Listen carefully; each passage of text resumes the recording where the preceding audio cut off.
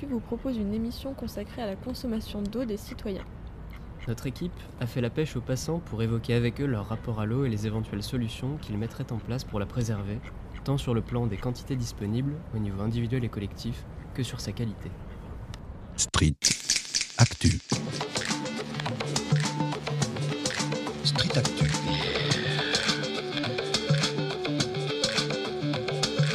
Street Actu. Actu. Pouvez-vous vous présenter ? Et bonjour, je m'appelle Stéphane, j'ai 55 ans et je suis chef de projet ressources humaines. Julie, 35 ans et moi je suis serveuse. Alors moi je m'appelle Bernadette, j'ai 51 ans. Je travaille à Paris en tant que conseillère de vente en parfumerie de luxe. Olivier, 40 ans et je suis dans les achats. C'est Bastien, j'ai 26 ans, je suis intermittent du spectacle. Est-ce que vous buvez l'eau du robinet ? Oui. Non, moi pas directement, je la bois dans un filtre à eau, en fait Brita. En fait, je passe mon eau dans un filtre. Et c'est rare que je prenne l'eau du robinet directement en région parisienne. À mon goût, elle n'est pas très bonne et polluée, de métaux lourds, etc. Et alors moi de la même façon, je ne bois que de l'eau du robinet mais filtrée tout le temps. Oui, souvent chez moi je consomme l'eau de la ville de Lyon. Prêtez-vous attention à votre consommation d'eau. Alors je fais plus attention au niveau de la vaisselle. Quand je fais la vaisselle, je nettoie des choses. J'en consomme moins, mais par contre au niveau de la toilette, je pense qu'il y a mieux à faire encore. Moi j'ai 2 enfants, donc sur Canton c'est une douche. Quand ils vont aux toilettes, pas tout le temps tirer la chasse, juste pour 3 petites feuilles, ils sont petits mes enfants. Pour 3 feuilles de papier toilette, voilà, c'est des petites attentions en fait de tous les jours. Bien sûr quand je me brosse les dents, j'éteins après mais si par exemple un jour j'ai envie de me prendre un bon bain, je prendrai un bon bain. C'est plus soit les légumes, les trucs comme ça. Tu nettoies toi les légumes ? Bon, souvent j'y pense, alors c'est soit je remplis un peu le bac et puis je laisse tremper pour éviter de passer trop d'eau. Vous vous considérez plutôt comme économe ou consommateur d'eau ? Je fais très attention à ma consommation d'eau, que ce soit au niveau de mes douches ou au niveau de ma consommation, même pour l'arrosage. Donc je pense plutôt être un économiseur d'eau. Ouais, je pense économe quand même. Alors moi je pense que je suis pas assez économe. J'aimerais l'être plus, mais peut-être que je suis pas assez.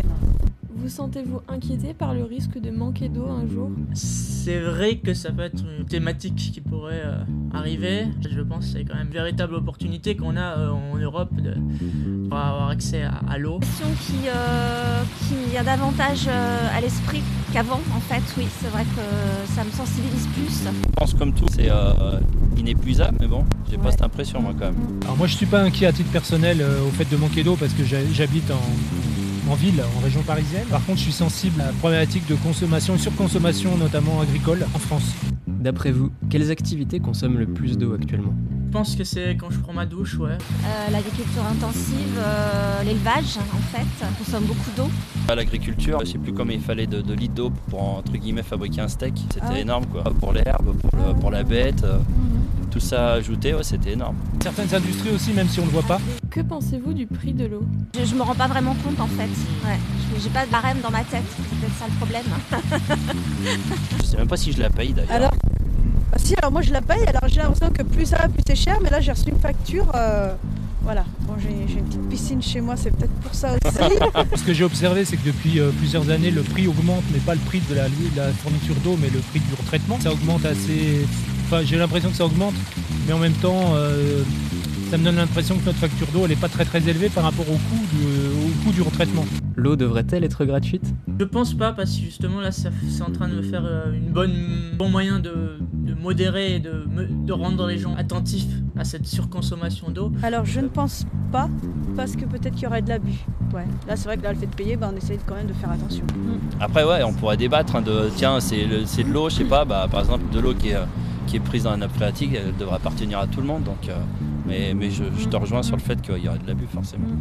Vous sentez-vous assez informé sur le parcours de l'eau avant et après son arrivée au robinet ? Vu ma difficulté à répondre à ces questions, je pense qu'on n'est pas assez informé en effet. Pour nous c'est un confort qui nous semble inné et on ne cherche pas à comprendre quand on ouvre notre robinet, il y a de l'eau qui coule. Le jour où c'est que ce ne sera plus le cas, peut-être que on se demandera quel est le parcours de l'eau vraiment.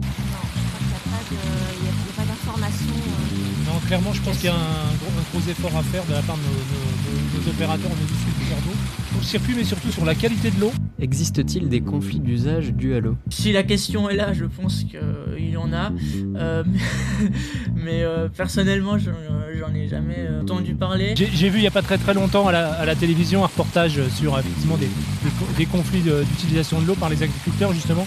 Certaines régions de France où les agriculteurs maintenant captent l'eau et font des bassins privés sur leurs terres. J'étais assez choqué effectivement de ces conflits d'usage, mais bon, qui vont devenir assez fréquents avec le réchauffement climatique et la limitation de la ressource.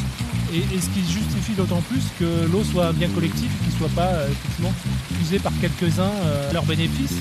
Chacun voit un peu son intérêt, hein, ça c'est sûr. Quand il faut restreindre l'eau et que les agriculteurs sur un côté ils veulent l'arroser, bon, c'est compliqué. Après si c'est pour nettoyer sa voiture, c'est sûr que bon, Ouais. on peut peut-être éviter. Je pense qu'encore une fois, c'est plus dans les milieux ruraux qu'on a de problématiques en fait autour de l'eau que dans les villes. Dans les villes, ça va plutôt être la qualité de l'eau qu'on boit. Voilà. Connaissez-vous des solutions pour limiter la consommation d'eau?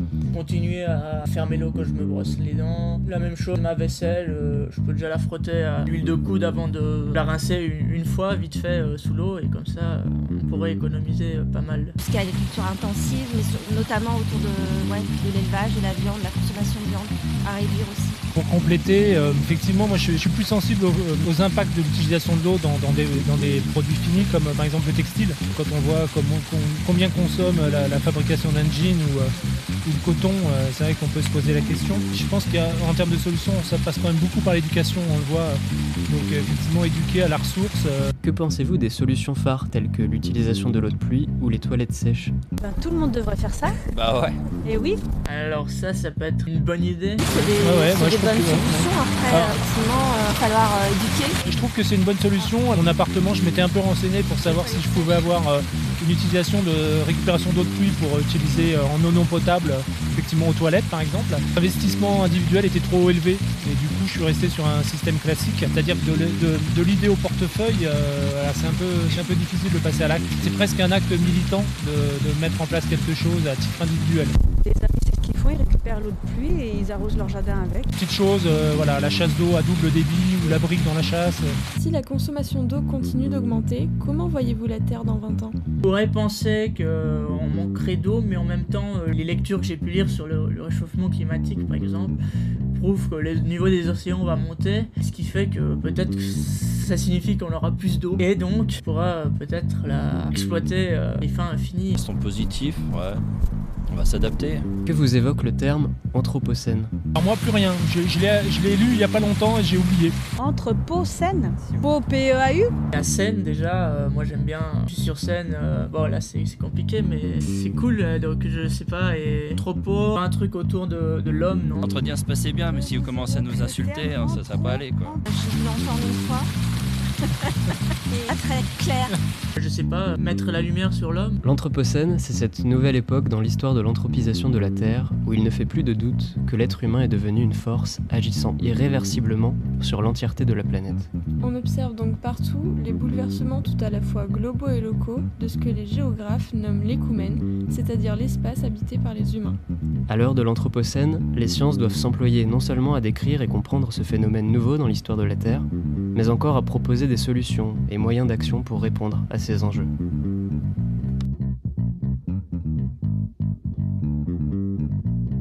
Street Actu. Street Actu.